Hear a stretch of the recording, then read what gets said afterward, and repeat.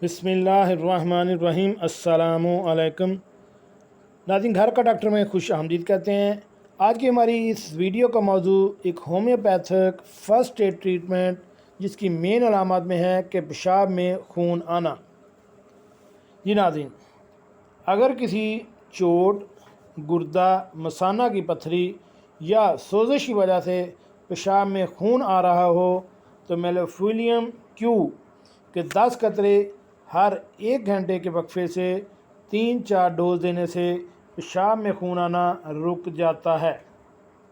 इसी तरह पेशाब में स्याही माइल खून को रोकने के लिए एक और दवा हेमामेलिस क्यू के 10 कतरे हर घंटे बाद 3-4 डोज देने से पेशाब में खून आना बंद हो जाता है।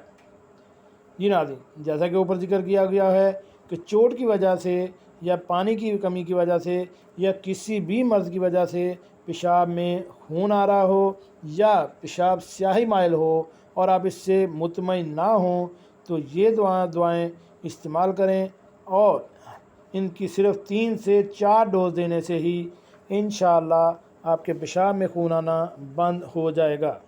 इसको आप फ़र्स्ट एड ट्रीटमेंट के तौर पर फ़ौरी इस्तेमाल कर सकते हैं। 3 से 4 खुराक लेने से आप इंशाअल्लाह 99% रिज़ल्ट हासिल करेंगे। जी नाज़रीन, कैसे लगी आज की हमारी ये मालूमाती वीडियो?